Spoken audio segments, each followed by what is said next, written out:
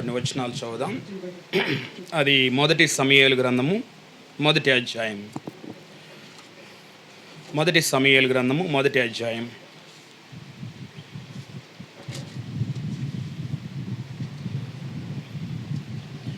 ఒకటి నుంచి 5 వచనాలు చదువుదాం. ఎఫ్రాయిము మన్యమందు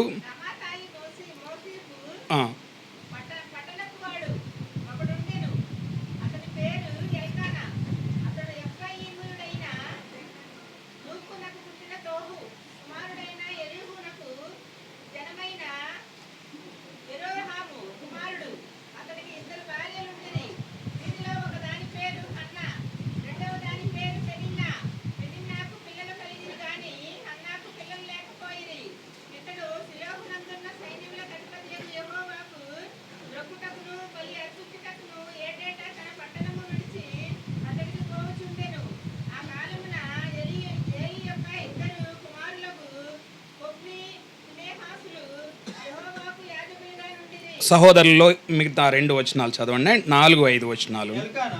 తాను బలిర్పణ చేసిన నాడు తన భార్యకు పెనిన్నాకును దాని కుమారులకును కుమార్తెలకును పాలు ఇచ్చుచూ వచ్చెను గాని హన్నా తనకు ప్రియముగా ఉన్నందున ఆమెకు 2 పాలు ఇచ్చుచూ వచ్చెను. యెహోవా ఆమెకు సంతు లేకుండా చేసెను. సో చిన్న ప్రార్థన చేసుకుందాం. మమ్మల్ని మిక్కిలిగా ప్రేమించిన మా ప్రియ పరలోకపు తండ్రి, మీ ప్రేమకై వందనములు, స్తోత్రములు. ప్రభువా, ఈ దినం మాతో మాట్లాడనై ఉన్న నీ మాటలను స్వేచ్ఛగా మాకు అందించండి. ప్రభువా, మా తండ్రి, మీ స్వరం వినగలుగుటకు మాకు సహాయం చేయండి. తద్వారా మా ప్రభువా, మీ దాసులమైన మేము నీ మాటకు విధేయత చూపి మా ప్రభువా, నీవు ఈ దినంన మాకు నీ వాక్య భాగంలో నుండి ఏం నేర్పిస్తున్నావో అది నేర్చుకొనగలుగుటకు మాకు సహాయం చేయమని యేసుక్రీస్తు నామంలో అడుగుచున్నాం తండ్రి, ఆమేన్. సో 5వ వచనంలో ఉన్న చివరి భాగం చాలా ప్రాముఖ్యమైనదండి. మరి తిమోతన్న ప్రార్థన చేసినప్పుడు ఆయన మొట్టమొదటి పదవి ఏంటండి?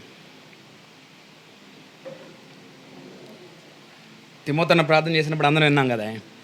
సో మొట్టమొదటి మాట ఏంటండి వాడింది? ఇంకనే నేను ఎందుకు అది అడిగానంటేనే మన పాఠంలో మనకు అవసరం. ఒక అన్న చెప్తారా?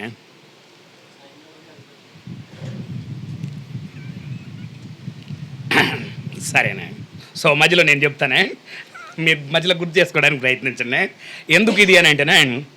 సో ఇక్కడ 5వ వచనం దగ్గరికి వచ్చినప్పుడు చివరి భాగంలో ఉన్న మాట, యెహోవా ఆమెకు సంతు లేకుండా చేసెను. సో ఎంతమంది నమ్ముతున్నారండి ఇది? అందరం నమ్మాల్సిందేనే, మనకి ఇష్టం ఉన్నా ఇష్టం లేకపోయినా. కాకపోతే మనకున్నటువంటి స్వాభావికమైన భావనలో దేవుడు ఇలా చేస్తాడా అనిపిస్తుంది అండి. దేవుడు ఇలా చేస్తాడు అనే దానికంటే ఇలాంటివి చాలా ఉదాహరణలు ఉన్నాయండి. మధ్యాహ్నం మనం మరి ఓకే విద్యాసాగర్ అని అడిగారండి. దావీదు ప్రార్థనలో ఒకటి వినలేదంటే ఇంకోటి వినలేదని ఎవరో చెప్పారండి అక్కడి నుంచి. ఏది వినంది దేవుడు? ఊరియా భార్యగా నుండిన బర్షెబానందు పుట్టిన బిడ్డని దేవుడు ఏం చేశాడండి? దేవుడే మొత్తాడండి. అది విషయం అండి. అవును కదా? సో ఇలా బైబిల్ గ్రంథంలో మనం చూస్తేనే దేవుడే చేసినట్లే అండి. మనకు తెలుసా అండి, భక్తిపరుడైనటువంటి యోబు తన ఆస్తి అంతటిని పోయేటట్లు చేసింది ఎవరండి? దేవుడేనా అండి. ఇలా మనం చూస్తూ పోతేనే చాలా ఉన్నాయి ఇలాంటి సంఘటనలు. అయితే సో ఇదంతా ఏంటి అని అంటేనే, ఆయన ఈ రోజున దేవుడు ఎక్కడున్నాడు అని అంటే అత్యున్నతమైన సింహాసనం మీద కూర్చొని ఉన్నాడు. సో తిమోతన్న వాడిన పదం అదే. ఆ కూర్చున్న ఆయన ఏం చేస్తున్నాడు అని అంటేనే అన్నీ జరిగిస్తున్నాడు. ఆయన అన్నిటిలో భాగంగా ఈవెన్ ఈ రోజున మనం ఇక్కడ కూర్చోవడం కూడా జరిగించింది ఆయనే జరిగించాడు ఆయన. సో నేను మామూలుగా అయితే నాకు గుర్తుండి 1999లో వచ్చే ఈ ఊరు ఆయన. ఆ బహుశా అప్పుడు అన్నవాళ్ళు నాకు తెలియదా, నేను వేరే అన్నను కలవడానికి వచ్చాను. మళ్ళీ ఇప్పుడు వచ్చాను. ఇది జరిగించింది ఎవరంటే దేవుడు జరిగించాడు.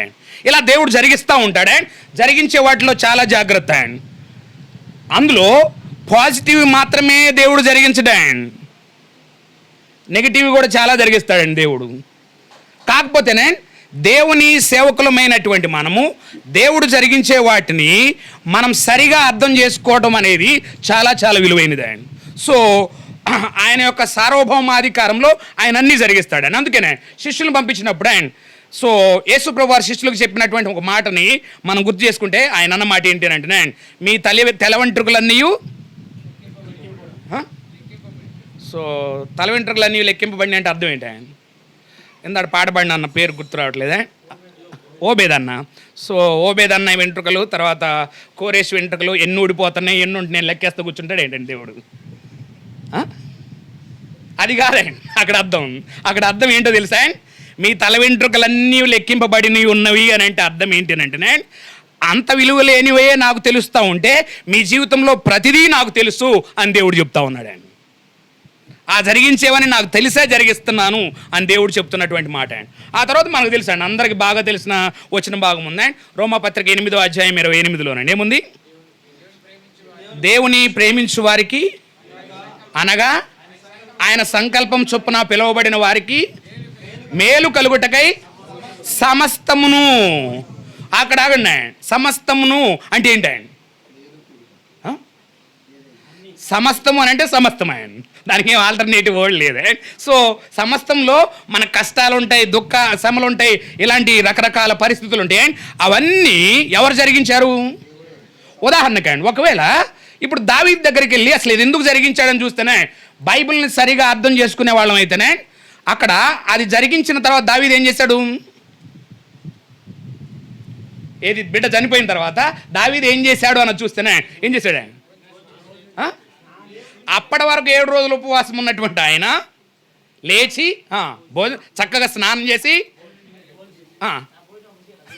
దేవుని సన్నిధికి వెళ్ళి దేవుణ్ణి ఆరాధిస్తాడు ఆయన. అది విషయం.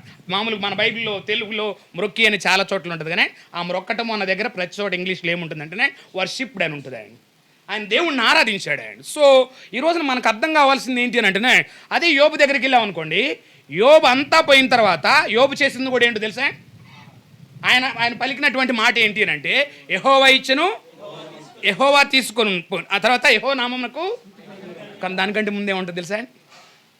ఆయన కూడా యెహోవా దేవుణ్ణి మొక్కాడని ఉంటుంది, ఆయన మొక్కి అని ఉంటుందండి అక్కడ. సో ఈ రోజున మనకు అర్థం కావాల్సింది ఏంటి అంటే, ఏంటి వాళ్ళ జీవితాల్లో వాళ్ళకి ఏం తెలుసు అని అంటేనే, అది దావీదైనా సరే, అది యోబైనా సరే, పౌలైనా సరే, వాళ్ళందరికీ తెలిసింది ఇదే. ఈ రోజున ఆయన అత్యున్నతమైన సింహాసనం మీద ఉన్నటువంటి ఆయన సమస్తాన్ని జరిగిస్తున్నాడు. ఆ జరిగించే వాటన్నిటినీ మనం అందరం ఒప్పుకొని అంగీకరించాల్సిందే అనేది వీళ్ళ జీవితాలు చూస్తామే. అయితే ఈ రోజున మనం చూస్తున్నటువంటి ఇక్కడ ఉన్నటువంటి జీవితం ఎవరిది అని అంటేనే హన్నా జీవితం ఆయన. సో సంతు లేకుండా చేశాడే. ఇప్పుడు నెక్స్ట్ చదువుదామండి 6వ వచనం నుంచి. యెహోవా ఆమెకు సంతు లేకుండా చేసి ఉన్న హేతువును బట్టి ఆమె వైరియగు పెనిన్న ఆమెను విసిగించుటకై ఆమెకు కోపం పుట్టించుచూ వచ్చెను. ఇది ఎవరు జరిగించారు ఆయన?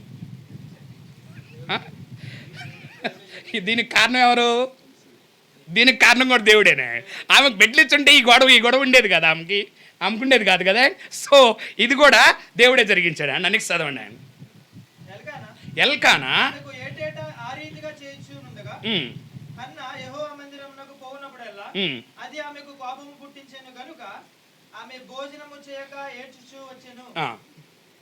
తర్వాత ఆమె పెనిమిటైన హన్నన్నా, ఎల్కానా, హన్నా నీవెందుకు ఏడ్చున్నావు? నీవు భోజనం మానుట ఎలా? నీకు మనోవిచారం ఎందుకు కలిగినది? 10 మంది కుమారుల కంటే నేను నీకు విశేషమైన వాడును కానా అని ఆమెతో చెప్పుచూ వచ్చెను.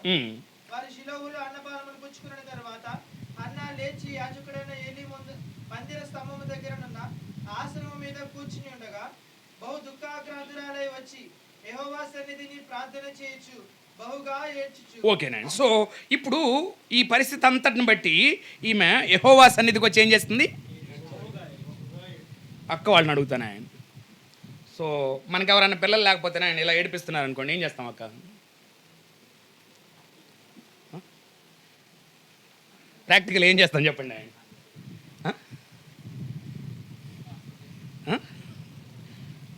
నాతో చెప్పించకుండా అక్క వాళ్ళు చెప్తే చాలా బాగుంటుంది ఆయన. సో జనరల్గా ఏం చేస్తాం తెలుసా?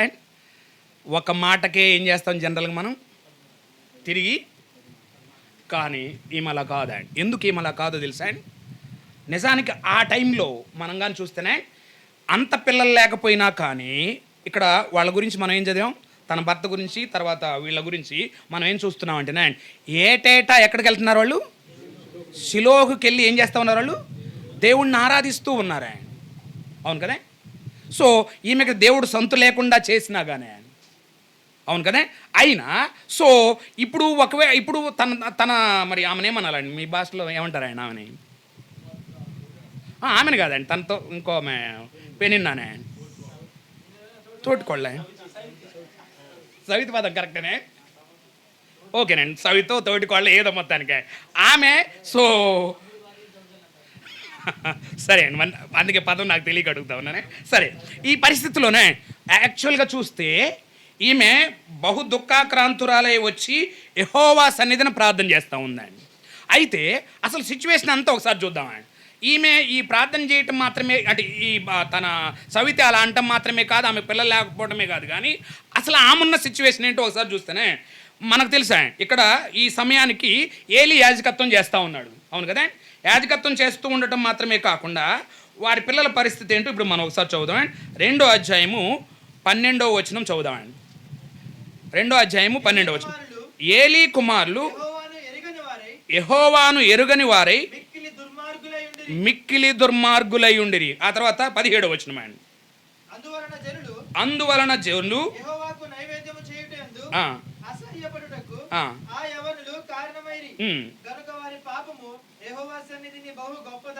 యెహోవా సన్నిధిని, వీళ్ళెవరు? పైన మనం మొదటి అధ్యాయంలో చదివాం, హోఫ్ని ఫినెహాస్ ల్యాండ్. సో వీళ్ళెవరు అంటే ఏలీ కుమారులు ల్యాండ్. అయితే ఏలీ పరిస్థితి ఏంటో ఒకసారి మనం చదువుదాం. 22వ వచనం అండి. ఏలీ బహురుద్రాయను. చాలా వాస్తవానికి నేను అంతా చదివించిన.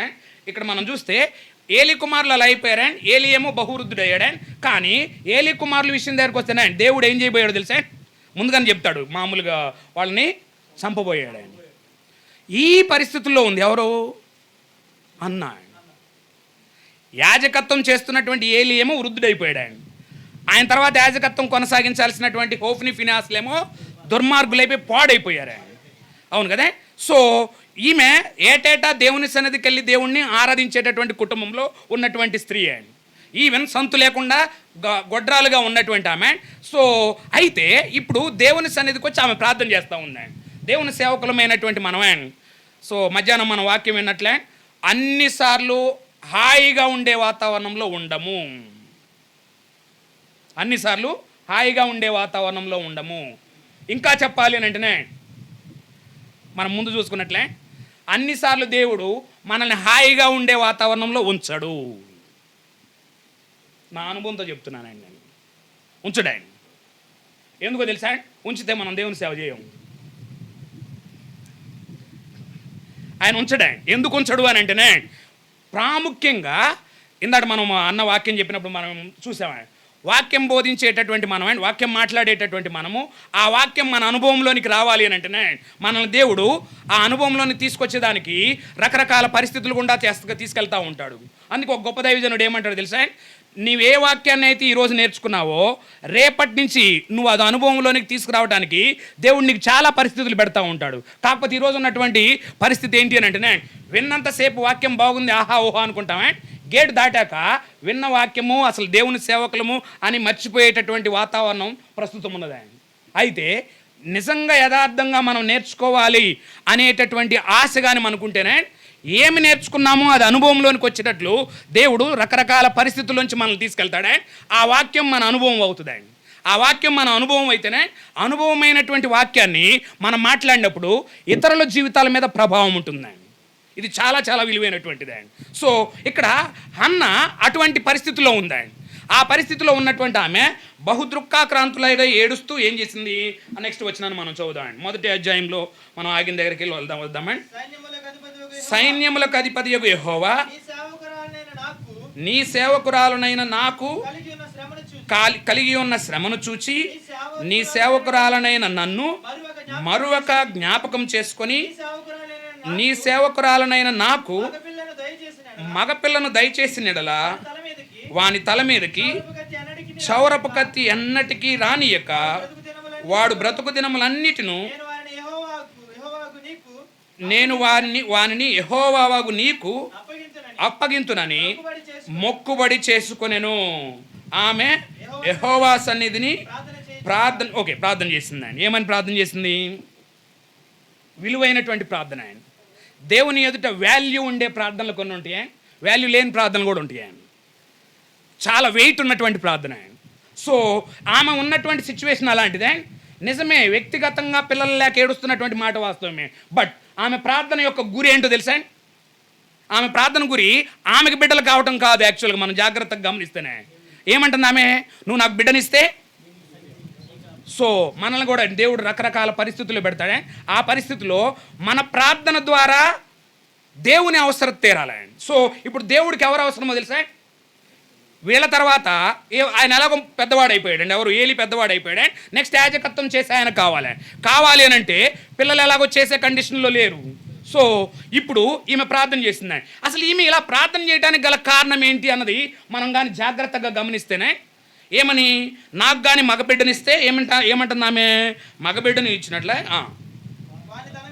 వాని తల మీదకి క్షౌరపు కత్తి ఎన్నటికి రానిక వాడు బ్రతుకు దినములన్నిటను నేను వానిని యెహోవాకు నీకు అప్పగింతునని. సో మనం జాగ్రత్త చదివితేనే ఈమె వచ్చింది యాజకత్వం కుటుంబం బ్యాక్గ్రౌండ్ కాదు. ఏలి యాజకత్వం కుటుంబం బ్యాక్గ్రౌండ్ నుంచి వచ్చిన వాడే.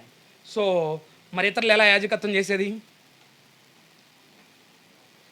ఇప్పుడు ఆయన పిల్లలు ఏలి, ఇప్పుడు అహరోను కుటుంబం నుంచి వచ్చినటువంటి ఏలి పెద్దవాడైపోయాడు, పిల్లలు పాడైపోయారు. ఇప్పుడు యాజకత్వం చేసేవాళ్ళు లేరండి. కానీ ఈమె చాలా చాలా దేవుని విషయాల్లో క్లారిటీ ఉన్నటువంటి ఆమె. అందుకనే ఆమె ప్రార్థనలో పాయింట్ ఏం టచ్ చేయాలో టచ్ చేసింది. అదేంటి అని అంటేనే, నాకు బిడ్డనిస్తే నేను క్షౌరపు కత్తి వేయకుండా బిడ్డ నీకు ఎక్కడిది అని అంటేనే దేవుడు మోషేకి చెప్పినటువంటి మాటల్ని ఉదహరించి ప్రార్థన చేసిందండి. ఏం మాటలు అని అంటేనే ఒకసారి మనం చదువుదాం. అది సంఖ్యాకాండము 6వ అధ్యాయం దగ్గరికి వెళ్తే అక్కడ దేవుడు మోషేకి ఏం చెప్పాడో అది మనం ఒకసారి చదువుదాం.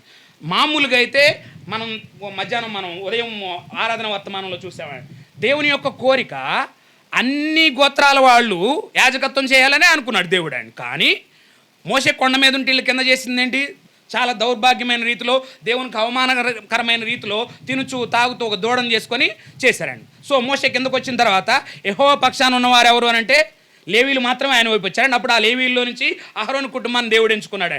అయితే దేవుడు మోషేకి చెప్పిన మాటల దగ్గరికి వచ్చి చూస్తేనే ఒక సంఖ్యాకాండం 6వ అధ్యాయము 1 నుంచి 5 వచనాల వరకు మాత్రమే చదువుదామండి. మరియు యెహోవా మోషేకు ఇలాగ సెలవిచ్చెను, నీవు ఇశ్రాయేలీయులతో ఇట్లనుము, పురుషుడే గాని స్త్రీయే గాని యెహోవాకు నాజీరగుటకు ఎవరైనను మ్రొక్కుకొని తన్ను తాను ప్రత్యేకించుకుని ఎడల వాడు ద్రాక్ష రస మద్యములను మానవలను. ద్రాక్షారసపు చిరకనైనను మద్యపు చిరకనైనను త్రాగవలదు. ఏ ద్రాక్ష రసమునైనను త్రాగవలదు. పచ్చివి గాని ఎండివి గాని ద్రాక్ష పండ్లను తినవలదు. అతడు ప్రత్యేకముగా ఉండు దినములన్నీ పచ్చికాయలే గాని పైతోలే గాని ద్రాక్షావళిని పుట్టినది ఏదియూ తినకూడదు. అతడు నాజీరగుటకు మ్రొక్కుకొనిన దినములన్నిటిలో మంగళకత్తి అతని తల మీద వేయవలదు. అతడు యెహోవాకు తన్ను తాను ప్రత్యేకించుకున్న దినములు నెరవేరు వరకు అతడు ప్రతిష్ఠితుడై తన తల వెంట్రుకలను ఎదుగనీయవలెను. ఇది ఆమె ఉదరించిందండి. ఇదేంటో తెలుసా? దేవునికి యాజకత్వం చేసేవాళ్ళు ఫెయిల్ అయితే, ఒకవేళ దేవుని ఇశ్రాయేలీల్లో ఎవరైనా సరే ఇలా నాజీరుగా కానీ తాను ప్రతిష్ఠించుకుంటే ఆ ప్రతిష్ఠించుకున్న దినములు దేవునికి సేవ చేయొచ్చు. అది మోషేకి దేవుడు ఇచ్చినటువంటిది ఆయన. సో ఇప్పుడు ఆమె ఇది తీసుకొని ఆమె ప్రార్థన చేసింది ఆయన. సో ప్రార్థన చేయటంలోనే మనకు చాలా చాలా విషయాలు నేర్చుకోవాల్సిన అవసరం ఉంది ఆయన. ప్రాముఖ్యంగానే దేవుని వాక్యం పట్ల చాలా క్లారిటీ ఉండాలి. రెండోదే మన చుట్టూ ఉన్న పరిస్థితి అంతటి పట్ల ఒక స్పష్టమైన అవగాహన ఉండాలి. సో ఆమెకు అట్లా స్పష్టమైన అవగాహన ఉంది. అవగాహన ఉండటం మాత్రమే కాదే, ఇప్పుడు ఈ పరిస్థితుల్లో దేవుని యాజకత్వం చేయడానికి సమూయేలు కావాలి అని అడగటానికి ఆమె వాక్యం కూడా తెలుసా. ఆ వాక్యాన్ని తీసుకొని ఏం చేసింది?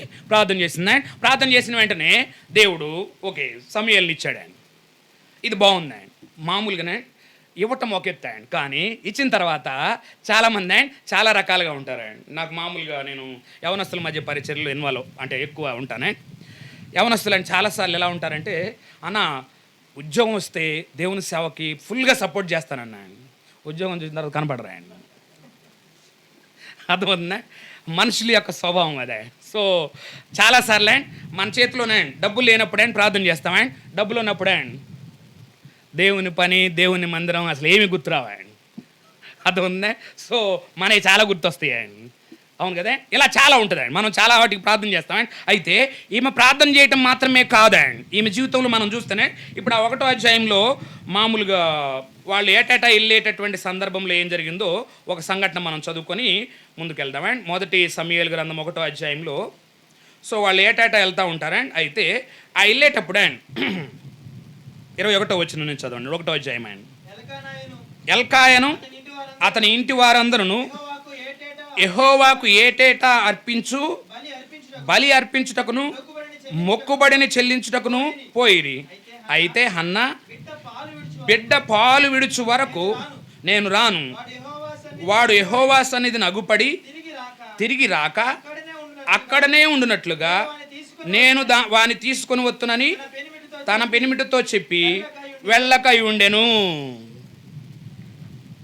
సో ఈమె ప్రార్థన చేయటం మాత్రమే కాదండి, దేవునితో ఆమె ఒప్పందం చేసుకోవడం మాత్రమే కాదండి, బిడ్డ పుట్టిన తర్వాత ఏటాటా వెళ్ళి ఆమె వెళ్ళలేదండి. వెళ్తే ఏం చేయాలి ఈమె? బిడ్డని సో చివరికి బిడ్డని ఎట్లా అక్కడ అప్పచెప్పి రావడం విషయం గురించి మనం చూద్దాం. 1వ అధ్యాయంలో ఆమె ఏలీతో మాట్లాడిన మాటను మనం చూద్దామండి. 26వ వచనం నుంచి చూద్దామండి. అంటే ఏలీ యొద్దకు తీసుకొచ్చి ఆమె మాట్లాడిన మాట అండి. నా ఏలినవాడా, యెహోవాను ప్రార్థన చేసిన స్త్రీని నేనే, ఈ బిడ్డను దయచేయమని యెహోవాతో నేను చేసిన మనవిని ఆయన నాకు అనుగ్రహించను.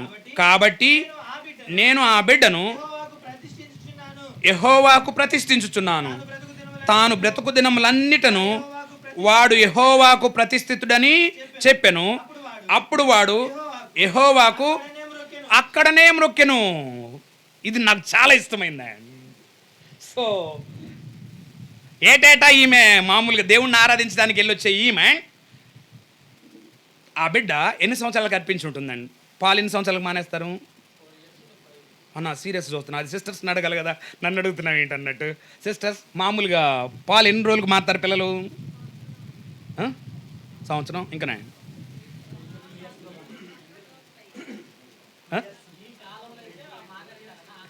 అదొక ఆ కాలంలో ఆలోచిద్దామండి ఒకసారి. 2, 3 సో 2-3 సంవత్సరాలకే మానుతారా? 7 సంవత్సరాలు తల్లి పాలు ఇటువంటి మామూలు విషయం కాదా మీరు, అది కాని పనే. సో 2 సంవత్సరాలు 3 సంవత్సరాలు ఓకే 3 అనుకుందామా. 3 సంవత్సరాలకి బిడ్డను ఎక్కడ వదిలింది? ఎవరి దగ్గర? ఏలీ దగ్గర. ఏలీ ఎలాంటి వాడు? ముసలోడా అండి. అది మామూలుగా మనం చదివాం కదా, వృద్ధుడా అండి. వృద్ధుడి దగ్గర ఎన్ని సంవత్సరాల బాబుని వదిలింది? 3 సంవత్సరాల బాబునే. అది కూడా లేక అప్పటి వరకు ఆమె ఎవరు? పిల్లలు లేనటువంటి ఆమె, ఏ లేక పుట్టినటువంటి బిడ్డ అండి. అవును కదా? 3 సంవత్సరాల వయసులో ఎవరి దగ్గర వదిలింది? విచిత్రం ఏంటి అని అంటేనే ఆ బాలుడైన సమూయేలు కూడా ఏం చేశాడు? మురొక్కెను అనే పదానికి ఏముంటుందని చూసాం మనం. ఆరాధించాడు అంటే దేవుణ్ణి. ఎక్కడి నుంచి వచ్చింది దీనికి? తల్లి గర్భంలో ఆమె జీవించిన విధానం, ఆమె పెరిగిన విధానం, ఈవెన్ గర్భంలో ఉన్నప్పుడు ఆమె చేసిన ప్రార్థనా విధానం, అవన్నీ ఎవరి మీద ప్రభావం చూపినాయి? అసలు సమూయేలు గురించి మనం చూస్తేనే ఎక్కడ నెగిటివ్ కనపడదా ఆయన. అవును కదా? తర్వాత మనం చదివితే సో అంత మాత్రమే కాదండి. నెక్స్ట్ ఆమె ఏం చేస్తుందో మనం చూద్దామే. అక్కడ ఈ పిల్లోడు మామూలుగా అక్కడ వదిలేసిన తర్వాత అండ్ వీళ్ళు ఏటేట వెళ్తూ ఉంటారు కదా. 18వ వచనం 2వ అధ్యాయం చదువుదామండి. నేను ఇంకా అన్ని చదివించనండి, సో ఎక్కువ టైం మనకు లేదు. బాలుడైన సమూయేలు నారతో నేయబడిన ఏఫోదు ధరించుకొని యెహోవాకు పరిచర్య చేయుచుండెను. వాని తల్లి వానికి చిన్న అంగీ ఒకటి కుట్టి ఏటేటా బలి అర్పించుటకు తన పెనిమిటితో కూడా వచ్చినప్పుడు దాన్ని తెచ్చి వానికి చుచూ వచ్చను. మన అమ్మల్ని అడుగుదాం ఆయన, మూడు సంవత్సరాల పిల్లవాడిని ఎక్కడ వదిలేసినప్పుడు ఆయన మళ్ళా వెళ్ళేటప్పుడు ఆయన ఏం తీసుకెళ్తాం? పప్పులు అంటే ఆయన. సో బాబు నీదేవురు? జంగారెడ్డిగూడెం. స్పెషల్ ఏంటి అక్కడ? ఓకే, అటువైపు ఉన్న ఏజెన్సీలో మామిడి పండ్లు తీసుకెళ్ళటం అన్ని స్పెషల్ అక్కడ. సో జీడిపప్పు స్పెషల్ అండ్. సో ఇటువైపు అయితేనే నేతి అరిసెలు మామూలుగా ఇదే. భీమవరం వాళ్ళు అయితేనే రకరకాలే అండి. ఇది చేపల పులుసు, లేకపోతే రొయ్యల వేపుడు, ఇలాంటి ఆమె అలాంటివి ఏం తీసుకెళ్ళలేదా? ఏం తీసుకెళ్ళింది ఆమె? దేవుని సేవకు సమర్పించిందా? ఆ సమర్పించడానికి ఏం ధరించుకోవాలో దాన్నే తయారు చేసి తీసుకెళ్తా ఉందా. అర్థం ఏంటో తెలుసా? ఆమె దేవుని సేవకే ఎంకరేజ్ చేస్తూ ఉంది ఆమె, అంతేగానే ఇంటి దగ్గర నుంచి ఒకవేళ నేతి అరిసెలు, తర్వాత రొయ్యల వేపుడు, తర్వాత చేపల పులుసు ఇలాంటివి తీసుకెళ్తేనే అయిపోగానే ఏమైంది? అయిపోగానే అమ్మ గుర్తొచ్చింది ఆయన. అర్థమవుతుందా? సో అలాంటి పని చేయలేదు ఆమె. చాలా తెలివైంది ఆయన, చాలా జాగ్రత్తగా ఉంటుంది. అవును కదా? సో ఇంకా మనం చూడాలి అని అంటేనే మనం ఈ రోజున ఈమె దగ్గర నుంచి నేర్చుకోవాల్సిన చాలా విలువైన పాఠం ఏంటి అని అంటేనే, యథార్థంగా దేవుని ఆరాధన చేయడానికి వెళ్ళేటటువంటి కుటుంబంలో ఉన్న ఈమె ఏలీ కుమారులు అలా అయినా, ఏలీ ముసలివాడైనా, పరిస్థితి అంతా దారుణంగా ఉన్నా, తన సవితి ఏడిపిస్తున్నా ఆమెలో ఉన్న బ్యూటీ ఏంటో తెలుసా? దేవునికి ఏది అవసరమో అదే ప్రార్థన చేసింది. అది చాలా విలువైన విషయమే. సో మన యొక్క పరిచర్య జీవితంలోనే మనం చాలా పరిస్థితుల్లో నుంచి వెళ్ళొచ్చా చూడటానికే. మనకేమనిపిస్తుంది అంటేనే, యాక్చువల్గా అయితే ఆమె కోసం అయితేనే ఏం చేసి ఉండాలి? ఒకవేళ ఆమె కోసం ప్రార్థన చేసి ఆమె కోసం సమయాలు కని ఉంటేనే ఏం చేసి ఉండాలి? ఆమె దగ్గరే ఉంచుకోవాలి. అవును కదా? ఉంచులే ఆమె కోసం కాదు, ఆమె కన్నదా. చాలాసార్లు దేవుని సేవలో మనకేం గుర్తొస్తుంది తెలుసా? మన అవసరాలే గుర్తొస్తాయి. యాక్చువల్గా దేవుడు కొన్ని పరిస్థితుల్లో పెట్టి ఆ పరిస్థితి అంతట్లో నుంచి దేవునికి ఏం అవసరమో అది ప్రార్థన చేయడానికి ఆయన సన్నిధికి రావాలని దేవుడు ఎదురు చూస్తూ ఉంటాడు. కానీ మనం ఏం చేస్తుంటామో తెలుసా? మన అవసరత మాత్రమే గుర్తుంటుంది మనకే. సో దేవుడు ఆయన సార్వభౌమాధికారంలో ఆయన అనుమతించిన వాటిని ముందు ఒప్పుకోవడం నేర్చుకోవాలి. హన్న ఆమె ఏమి డిస్టర్బ్ అవ్వలేదండి, పిల్లలు లేకపోయినా చవిత ఆమె ఇచ్చేస్తున్నా కానీ ఆమె దుఃఖంతోనే తిరిగి ఆమెను ఒక్క మాట కూడా అనలేదు. కానీ ఎవరి సన్నిధిలో ఏడ్చింది ఆమె? దేవుని సన్నిధిలో. ఒక్క మాట కూడా ఆమెను ఏమనలేదండి. ఈవెన్ భర్తను కూడా ఏమనలేదండి. అవును కదా? సో ఈ రోజున మనం నేర్చుకోవాల్సిన విలువైన పాఠం ఏంటి అని అంటే, ఆయన అత్యున్నతమైన సింహాసనం మీద కూర్చొని మన చుట్టూ చాలా పరిస్థితులు పెడతాడు. ఆయన పెట్టినప్పుడు చేయాల్సింది ఏంటో తెలుసా? మనం నిజంగా ఆయన సేవకులం అయితేనే నిజంగా మన చుట్టూ ఉన్న పరిస్థితి అంతటిని బట్టి దేవునికి ఏం అవసరమో చూడగలగాలి ఆయన. మరి ఇందాక ఒక పాట పాడామండి, ఏమని?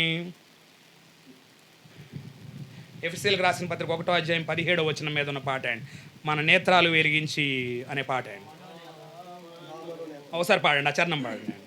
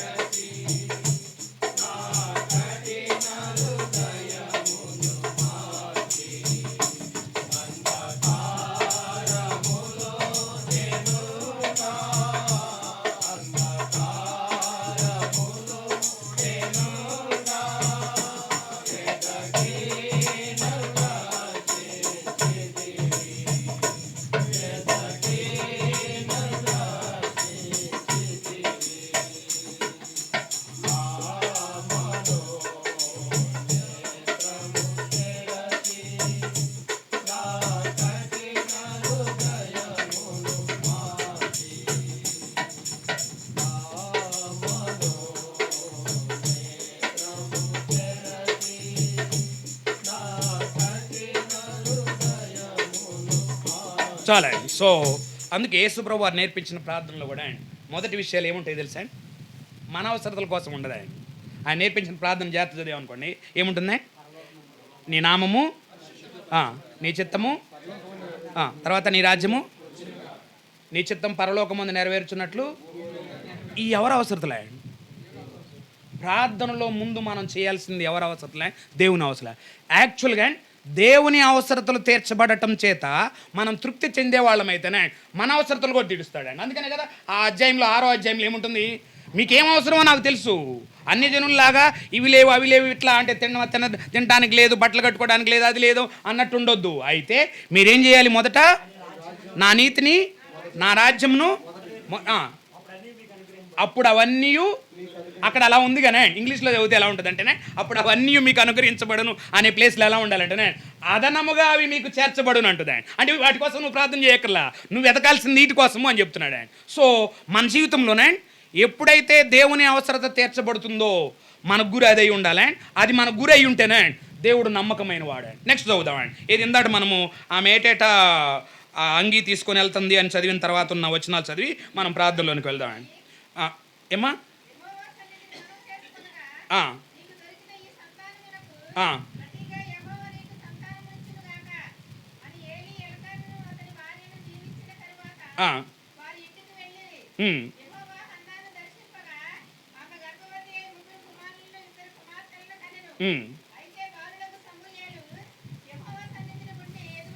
సో ఇప్పుడు 21వ వచనంలో చూస్తేనే యెహోవా అన్నాను దర్శింపగా ఆమె గర్భవతి అయి 3 కుమారులను 2 కుమార్తెలను కనెను. సో మీకు తెలుసో తెలీదా? అన్న చాలా చక్కటి మాదిరే ఆమె దేవుణ్ణి స్తుతించిద్దండి 2వ అధ్యాయంలో. అందులో ఒక మాట వాడిద్దండి, అది నాకు చాలా ఇష్టమైందండి. ఏం మాట అంటేనే ఒకసారి చదువుదాం. 2వ అధ్యాయంలో ఉన్న ఆమె వాడినటువంటి పదమండి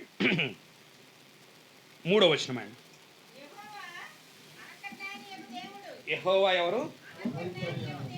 అనంత జ్ఞాని అయ్యేది. ఎందుకు ఈ మాట అన్నదండి? ఏ టైంలో అన్నది? ఆమె బిడ్డలు లేకుండా గొడ్రాలుగా కొన్ని సంవత్సరాలు ఉంది, అవును కదా.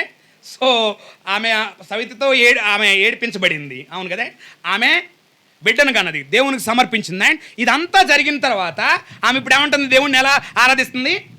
అనంత జ్ఞాని అయిన దేవుడు. ఆ తర్వాత పదమైంది అక్కడ ఆయనే క్రియలను పరీక్షించువాడని ఉంది కానీ ఇంగ్లీష్లో ఏమని ఉంటుంది అంటేనే, మరి మీరు ఇంగ్లీష్ చదివే అలవాటు ఉంటేనే, ఆయన మన క్రియలను అంటే తూకం వేస్తాడని ఉంటుంది. ఏమేస్తాడు అంటే ఏంటనుకుంటున్నారు? అంటే అనుకుంటే మన ఆత్మీయ జీవితాన్ని ఎప్పటికప్పుడు ఆయన తూకం వేస్తాడు. సో మనకు సరుకు లేదనుకోండి, ఏమైతే చెప్పండి? ఎలాంటి ప్రార్థన చేయము, ఎలాంటి ప్రార్థనలు చేయము, అవును కదా. దేవుని అవసరం తీర్చబడదు. ఎంతసేపటికి దేని మీద దృష్టి ఉంటుంది? ఎంతసేపటికి దేని మీద దృష్టి ఉంటున్నాయి? మన అవసరతల మీదనే దృష్టి ఉంటుంది. సో ఇప్పుడు మనం చూసామా, దేవుని అవసరత తీర్చబడది. తర్వాత అన్న అవసరత కూడా తీర్చబడ్డది. అన్నకి ఎంతమంది ఇచ్చాడు పిల్లలు? ఇప్పుడు ఇప్పుడు 5 ఇచ్చా. హ్యాపీ, అవును కదా. ఎంత సంతోషంగా ఉందా. ముందు ఎవరు అవసరం తీరాలి? మన క్రైస్తవ జీవితంలో ప్రాముఖ్యంగా మన పరిచర్యలోనే మొదట గుర్తుపెట్టుకోవాల్సింది ఏంటి అని అంటేనే, ఏది జరిగినా ఎక్కడి నుంచి జరిగిందో తెలుసా? అత్యున్నత సింహాసనంపై ఉన్న దేవుని దగ్గర నుంచే జరిగింది. పొరపాటును కూడా ఎవరో ఏదో చేస్తున్నారు, ఏదో అవుతుందన్న భావనలో మనుష్య రీతిగా మనం ఉంటే మనం మోసపోతాం. ఆయన సో అన్న ఒప్పుకుందండి ఆయన సార్వభౌమాధికారాన్ని. ఒప్పుకోవటమే కాకుండా భరించింది ఆయన, అవును కదా. అంత మాత్రమే కాదండి, ఆమె సవితి ఏడ్పించినా ఒప్పుకుందండి. కానీ తిరిగి ఆమెనల్లా భర్తనల్లా మొత్తం భారాన్ని ఎక్కడ తీసింది? దేవుని దగ్గర ఇచ్చిందండి. కానీ ఆమె దేవుని సన్నిధిలో ప్రార్థన చేయడానికి అప్పుడున్న పరిస్థితి అంతటిని దృష్టిలో పెట్టుకొని ఆమె మైండ్లో క్లియర్గా ఉందండి. మైండ్లో క్లియర్గా ఉండటం అని అంటేనే బైబిల్లో వాడే పదజాలం ఏంటో తెలుసా? బైబిల్లో చాలా చోట్ల ఉంటుంది నూతన నిబంధనలు స్వస్థ బుద్ధి కలిగి ఉండటం. అంటే ఏంటో తెలుసా? ఉన్న పరిస్థితి అంతటిని చక్కగా అర్థం చేసుకోవటం. ఆమె కూడా ఆ పరిస్థితిలో ఉంది, అవును కదా. నెక్స్ట్ నుంచి ఆ చుట్టూ ఉన్నోళ్ళే కాదా, ఈమె ఆరాధించడానికి వెళ్ళాలి అంటే యాజకుడు కావాలి కదా, ఈమెకు కూడా అవసరమేనా, అవును కదా. అలా దేవుని అవసరం తీర్చబట్టడానికి ప్రార్థన చేసి ఆమె అవసరతకు తీర్చుకొని దేవుని కొరకు మాదిరిగా ఉందండి. అందుకే ఆమె గురించి బైబిల్లో రాయబడింది ఈరోజు మనం చెప్పుకోగలుగుతున్నామండి. ఒక స్త్రీ గురించి అండి, అవును కదా. సో ఇటువంటి జీవితాలు మనం అందరం జీవించాలని దేవుడు కోరుతా ఉన్నాడండి. దేవుడు ప్రార్థనలో ఇటువంటి మాదిరిని మనం వెంబడించి మనం అనేక మందికి మాదిరిగా ఉండినట్లు మనల్ని బలపరచునుగాక. చెప్పబడిన వాక్యాన్ని ఆధారం చేసుకుని సోమరాజు గారు సగం ప్రార్థన చేస్తారు. తర్వాత ఒక పాట పాడుకున్న తర్వాత ప్రార్థనలో ప్రవేశిస్తారు.